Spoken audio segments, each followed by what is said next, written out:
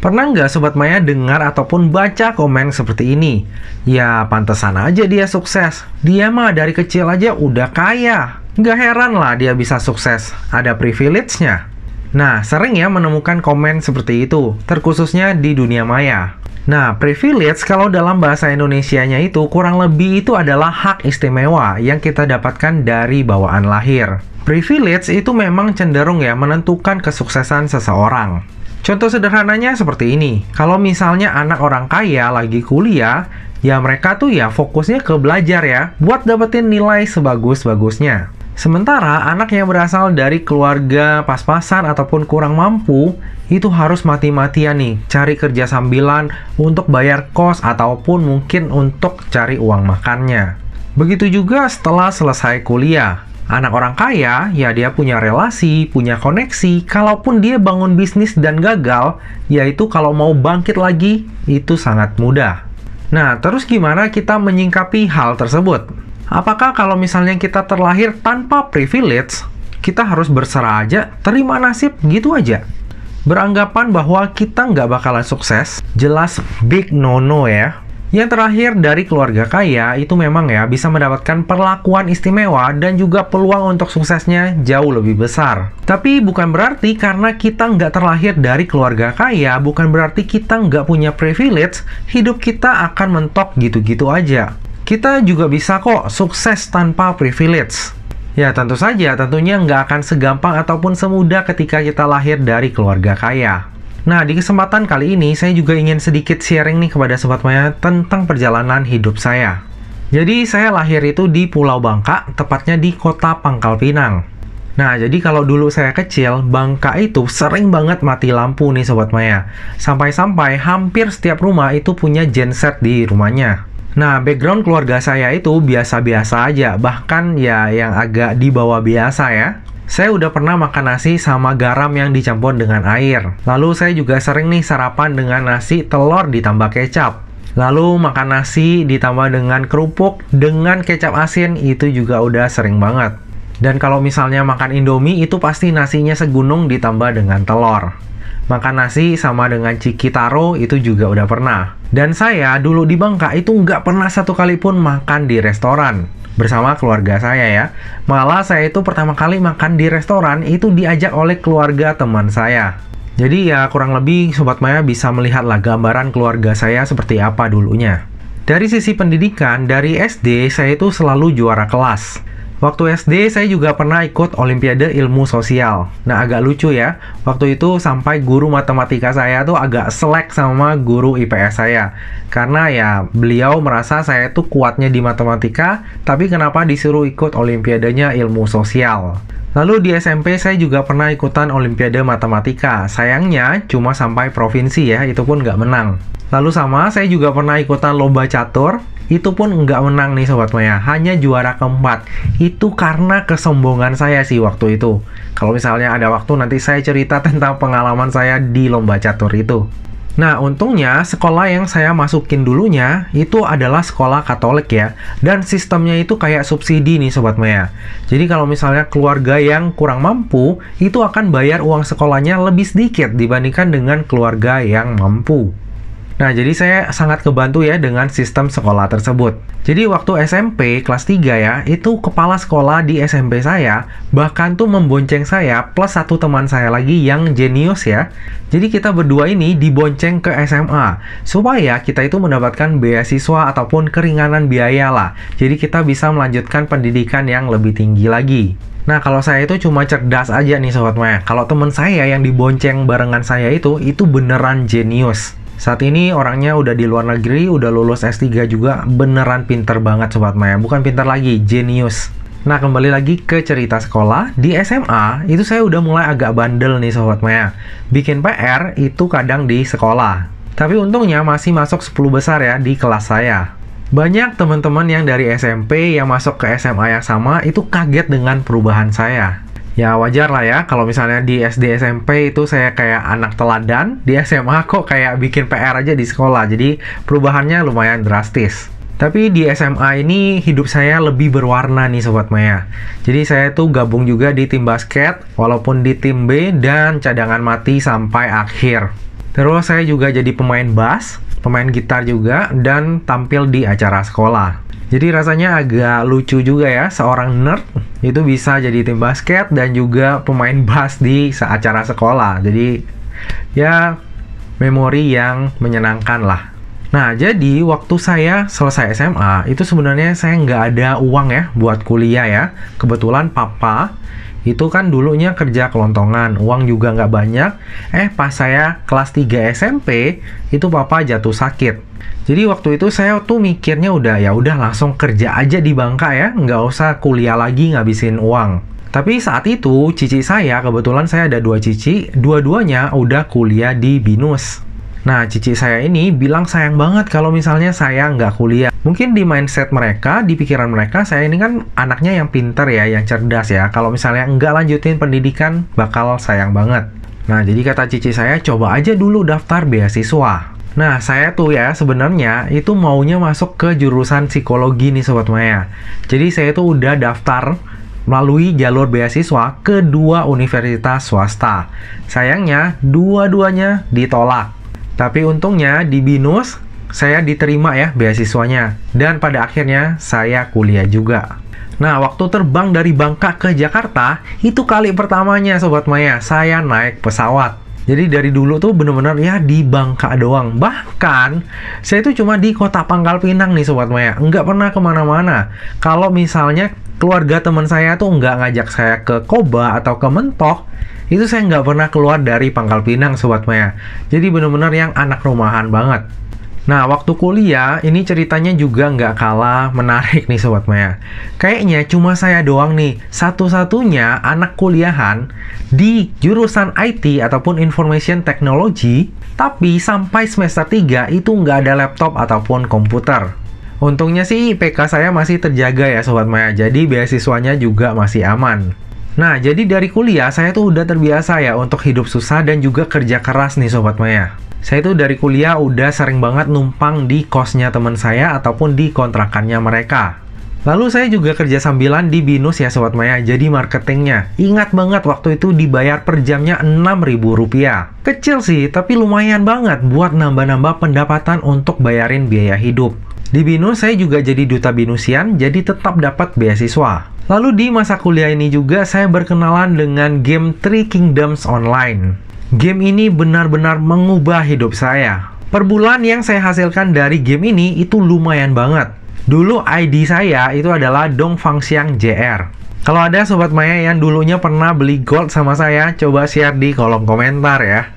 Teman-teman saya itu pada lucu banget sama saya. Orang-orang nih kalau misalnya main game, ya hunting level ya. Tapi kalau saya main game, itu malah jualan. Itu pengalaman yang lucu sih ya. Dan waktu di Three Kingdom Online, saya tuh pernah menjadi orang nomor 1 yang terkaya di game tersebut Sobat Maya. Nah, kalau misalnya di saham itu ada top gainers. Nah, kalau misalnya di Three Kingdoms Online, itu ada list orang-orang yang punya kekayaan paling banyak dan juga level paling tinggi. Jadi lumayan lah ya, saya nggak keluarin modal sedikit pun, tapi berhasil menjadi orang paling kaya di game tersebut. Nah, lalu di semester akhir, itu kan udah masa skripsi ya, jadi udah agak senggang, saya tuh udah mulai nih magang di perusahaan IT. Lumayan banget untuk nambah penghasilan. Begitu lulus kuliah, saya tuh langsung ya lamar-lamar kerja. Pernah juga jadi agen asuransi. Ada satu kejadian menarik yang nggak akan pernah saya lupakan, dan hal ini adalah tentang kebaikan.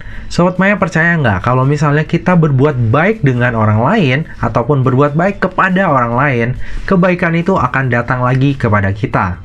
Jadi saya itu kan lamar di banyak perusahaan ya. Pokoknya saya lamar tuh ke perusahaan-perusahaan bonafit dan offering program MT. Kenapa MT ataupun Management Trainee? Karena sebelumnya itu saya udah research dulu ya Sobat Maya. Kalau misalnya masuk di program MT, itu jenjang karirnya bakalan lebih cepat daripada jalur biasa. Nah, jadi salah satu perusahaan yang saya taruh lamaran kerja itu adalah XL Axiata. Nah, waktu itu setelah saya taruh lamaran di XL Axiata, nggak berapa lama saya chatting sama teman kuliah saya. Nah, jadi teman saya ini ternyata baru mulai cari pekerjaan dan udah mulai taruh lamarannya ke beberapa perusahaan. Terus saya kasih tahu ke teman saya ini, XL Axiata lagi buka lowongan loh. Lalu saya infoin dokumen apa aja yang diperlukan, lalu harus kirim dokumen tersebut ke mana. Nah, singkat cerita, H-2 psikotes, itu teman saya kan udah dapat panggilan ya. Terus dia kasih tahu ke saya, dan tanya lah ya ke saya, "Kamu udah dapat panggilan belum nih? Saya udah dapat nih jadwalnya untuk psikotes." Nah, saya rada heran ya. Kan saya yang referensiin nih Sobat Maya. Dan saya juga yang taruh lamaran duluan. Tapi kok malah teman saya nih yang dipanggil lebih dulu daripada saya? Lalu saya mulai berpikir nih, atau jangan-jangan saya malah nggak dipanggil. Lalu saya email lah ke Head of HR-nya XL Axiata. Nah, Head of HR-nya ini juga keren Sobat Maya. Email saya ternyata dibales dong.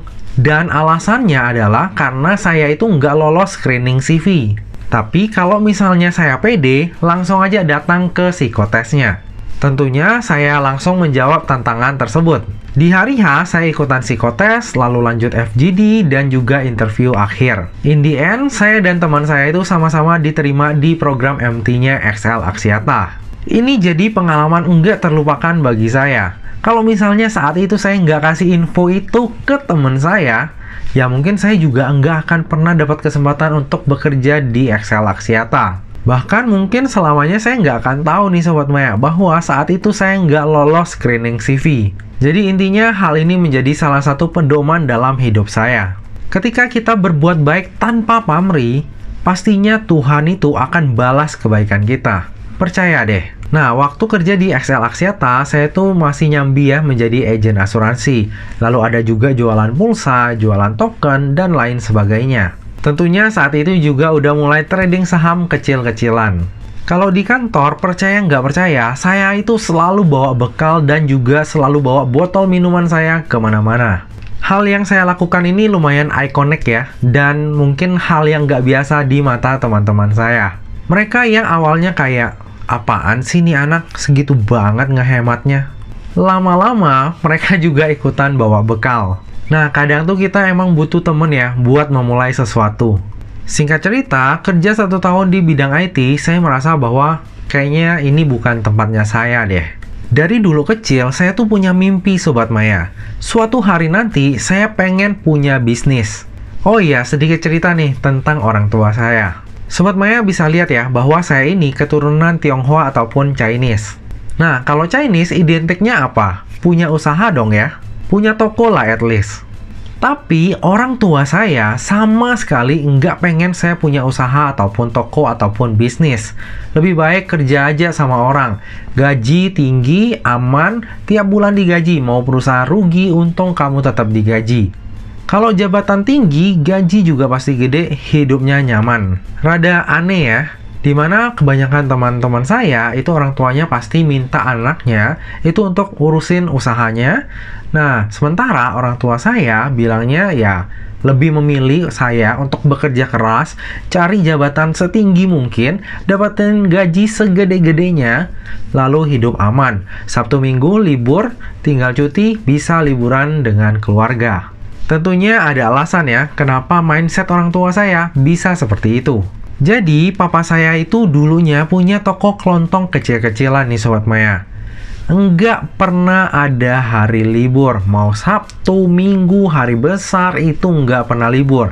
Liburnya itu hanya 3 hari awal Imlek doang. Sisanya selalu buka.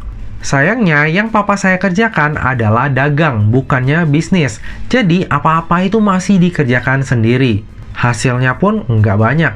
Lalu ada sepupu saya yang kerja di Sinarmas. Jabatannya udah tinggi, bisa beli rumah, bisa beli mobil, tiap tahun jalan-jalan sama keluarganya. Hal ini membuat orang tua saya punya mindset nih Sobat Maya. Lebih baik kerja sama orang, kerja di perusahaan besar, gajinya gede, jabatannya tinggi, daripada bangun bisnis yang penuh dengan resiko. Tentu saja hal tersebut enggak sepenuhnya salah ya Sobat Maya, karena ya memang faktanya seperti itu. Well, dan saat ini baik di keluarga saya ataupun keluarga istri saya, hanya saya satu-satunya yang menjadi seorang pebisnis. Lanjut lagi ke cerita sebelumnya. Jadi walaupun orang tua saya itu terus mendoktrin saya bahwa lebih baik kerja aja, cari jabatan yang tinggi ya, tapi saya tuh tetap punya mimpi nih Sobat Maya, bahwa saya tuh pengen banget punya bisnis. Nah, kemudian saya memutar otak nih Sobat Maya. Gimana caranya saya tetap bisa kerja, tapi bisa bangun koneksi ataupun relasi dengan orang-orang yang punya bisnis tersebut. Jadi saya bisa belajar dari pengalaman mereka. Setelah mencari berbagai macam informasi, saya menemukan fakta bahwa salah satu cara saya untuk mendekatkan diri saya dengan impian saya adalah menjadi marketing di bank di divisi priority banking. Karena kalau misalnya kita bekerja di divisi priority banking, tentunya nasabah kita itu adalah nasabah-nasabah high net worth yang punya banyak uang dan tentunya kemungkinan besar punya bisnis. Akhirnya mulailah saya melamar ke bank yang menawarkan posisi MT di priority banking untuk relationship manajernya. Nah, waktu itu saya ingat banget nih Sobat Maya, hanya ada 2 lowongan yang buka saat itu. Yang pertama adalah di Bank HSBC, dan yang kedua adalah di Bank Mega. Nah, proses di Bank Mega itu cepet banget Sobat Maya. Saya tuh udah selesai proses di Bank Mega, Bank HSBC baru menghubungi saya untuk mulai psikotes. Akhirnya saya pilih aja nih yang lebih cepat, yaitu Bank Mega. Sad story-nya adalah, kalau misalnya biasanya kita pindah kerja, pasti maunya gaji kita naik dong ya. Nah, pada saat saya pindah ke Bank Mega, yang terjadi adalah sebaliknya. Gaji saya malah turun. Tapi hal tersebut nggak masalah, karena saya yakin bahwa langkah yang saya lakukan saat itu adalah sebuah langkah yang akan mendekatkan saya dengan impian saya. Nah, tapi di sini sebenarnya ada hal yang cukup saya sesalkan juga nih Sobat Maya. Saya nggak tahu nih, Sobat Maya tahu nggak tentang hal ini? Di tahun 2013, tepatnya di bulan September 2013, Chris Gardner itu datang ke Indonesia untuk memberikan seminar tentang finansial. Nah, Sobat Maya tahu nggak siapa itu Chris Gardner? Nah, Chris Gardner ini itu ada di film Pursuit of Happiness. Jadi kalau misalnya Sobat Maya ada nonton, itu diperanin oleh Will Smith. Nah, itu adalah cerita dari kisah hidupnya Chris Gardner. Nah, waktu itu tiketnya mahal banget ya Sobat Maya, sekitar 2,5 juta. Nah, kebetulan waktu itu saya dapat tiket gratis dari Binus. Wah, itu sebenarnya saya udah seneng banget Sobat Maya. Tapi sayangnya, di hari seminarnya itu bertepatan dengan tanggal trainingnya saya di Bank Mega. Nah, trainingnya Bank Mega itu sayangnya bukan di Jakarta ya, tapi di Megamendung. Kalau misalnya Sobat Maya pernah kerja di Bank Mega, pastinya tahu ya tentang tempat ini. Singkat cerita, saya menjadi lulusan terbaik di MT-nya saya dan dapat penempatan di Bank Mega Pluit. I can say that I got lucky. Kalau enggak ditempatkan di Bank Mega Pluit, mungkin karir saya enggak seperti ini. Jadi, bagi saya yang seorang introvert, menjadi seorang marketing itu enggak segampang menyelesaikan soal-soal psikotes ataupun matematika. Tapi untungnya, kepala cabang Bank Mega Pluit saat itu, yaitu Citintin, itu bener-bener ngajarin saya dari nol banget nih Sobat Maya. Diajarin cara mingle ke customer, gimana kita call, visit, dan lain sebagainya. Karena hal ini, pada akhirnya saya tuh berhasil menjadi the best RM ataupun the best relationship manager di Indonesia. Dan akhirnya dapat reward untuk jalan-jalan ke Turki gratis. Nah, saya pertama kali naik pesawat itu waktu saya kuliah kan Sobat Maya. Jadi dari Bangka ke Jakarta. Nah, pertama kalinya saya ke luar negeri adalah waktu saya menang reward ke Turki ini. Jadi puji Tuhan banget ya, jalan Tuhan itu emang luar biasa. Nah, sebenarnya saya di Bank Mega itu sebenarnya udah nyaman banget nih Sobat Maya. Percaya nggak percaya, saya itu 1 tahun naik 2 kali gajinya. Udah enak banget lah pokoknya. Namun setelah itu saya dapat opportunity untuk pindah ke Bank UOB. Nah, waktu di UOB itulah saya pertama kali memulai Rasea. Asli, waktu dulu mah setiap pulang kerja itu pasti ke Rasea. Weekend juga pergi ke Rasea. Benar-benar hampir seluruh waktu saya pakai itu buat kerja dan juga bangun Rasea. Lalu saya akhirnya dapat kesempatan juga untuk bekerja di Bank CIMB Niaga, tempat terakhir saya bekerja. Di CIMB Niaga itu benar-benar seperti mantan terindah ya buat saya. Bosnya keren-keren, teman-temannya pada solid, dan benefitnya buat karyawan itu top banget lah. Jabatan terakhir saya itu adalah senior manager dengan gaji di atas 20 juta.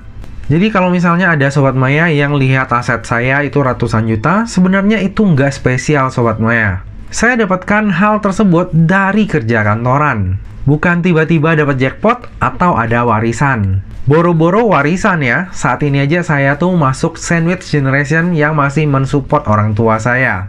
Nah, tapi tentunya selain saya kerja kantoran, saya tuh juga ada side hustle ya. Mulai dari jualan pulsa, jualan kerupuk, jadi agen asuransi, jadi agen MLM, itu semua udah pernah saya coba juga. Jadi kalau misalnya ada Sobat Maya yang misalnya liatin saya jualan, itu saya nggak akan malu Sobat Maya. Selama itu halal, saya akan hajar terus. Kuncinya untuk mengumpulkan uang atau aset menurut saya itu sederhana ya. Perbesar income ataupun pendapatan, dan perkecil outcome ataupun pengeluaran. Wah, kalau misalnya saya cerita pengalaman berhemat saya, mungkin Sobat Maya akan kaget dan nggak percaya. Kapan-kapan deh ya saya cerita. Kayaknya di video ini udah kepanjangan. Oh iya, salah satu hal terpenting yang mungkin Sobat Maya juga belum tahu. Istri saya itu juga kerja nih Sobat Maya. Jadi income di keluarga saya itu nggak hanya bersumber dari satu pendapatan doang ya. Tapi berasal dari dua pendapatan, yaitu dari saya dan juga istri saya. Kalau misalnya istri saya nggak kerja, mungkin akan lebih berat ya bagi saya untuk mengumpulkan aset sampai seperti ini. Jujur, dari dulu itu saya udah terbiasa hidup susah, udah terbiasa kerja keras. Sobat Maya bisa lihatlah mata saya yang selalu merah ya sekarang dan tampak kelelahan, lalu muka yang mulai menua, dan rambut yang mulai tumbuh uban secara perlahan. Kalau ditanya pernah nggak sih saya iri dengan orang yang punya privilege? Pastinya pernah Sobat Maya. Bahkan saya tuh pernah ya, pas ngobrol dengan papa saya dan kita tuh debat tentang masalah finansial, saking keselnya itu, saya tuh sampai nangis Sobat Maya. Saya nangis heboh di depan papa saya dan sempat menyindir beliau juga. Kenapa kita itu nggak jadi keluarga yang kaya? Kenapa papa nggak kaya? Posisinya saat itu saya masih kuliah, sebenarnya udah cukup dewasa ya secara umur. Asli, saya nyesal banget kalau misalnya saya ingat-ingat lagi kejadian itu. Rasanya nggak pantas banget saya ngomong seperti itu kepada orang tua saya, terkhususnya papa saya ya. Saya bicara dan nyindir seperti itu juga nggak akan mengubah keadaan. Dan saya juga sadar bahwa mengeluh dan iri terhadap privilege orang lain itu nggak akan mengubah hidup saya ke arah yang lebih baik. Di saat saya mengeluh, banyak orang yang bekerja lebih keras, bekerja lebih cerdas, dan bekerja lebih serius untuk menggapai impiannya. Kalau mau mengubah nasib saya, tentunya harus mulai dari diri saya terlebih dahulu. Saya menyadari bahwa saya bukan terlahir dari keluarga yang berada. Mau nggak mau, saya tuh nggak punya pilihan Sobat Maya. Saya tuh udah nggak ada pilihan nih, buat terus mengeluh ataupun cuma males-malesan. Yang bisa saya lakukan ya hanya kerja, dan kerja. Sampai saya bisa mengubah hidup saya dan anak saya nggak perlu mengalami hal yang pernah saya alami. Dan here I am, Sudarsan yang kalian kenal.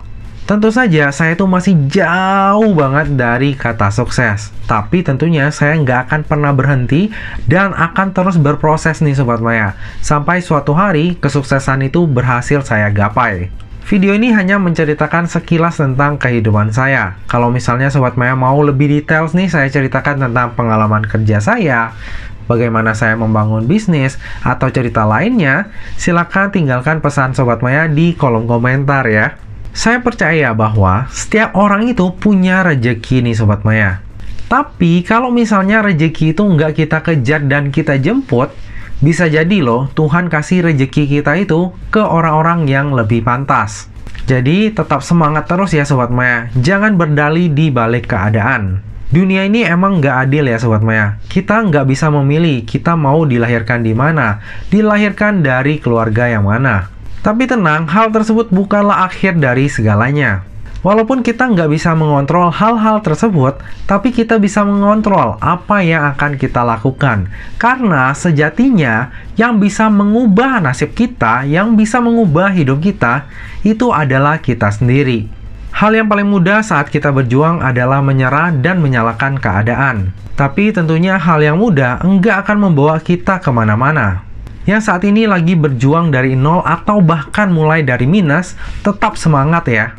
At least kalau misalnya kita nggak terlahir dari keluarga yang punya privilege, kita bisa berusaha agar keturunan kita bisa merasakan privilege tersebut.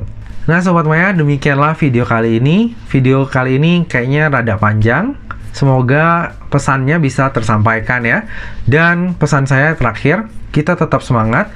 Rezeki itu selalu ada, tapi tetap ingat kita harus menjemput rezeki tersebut.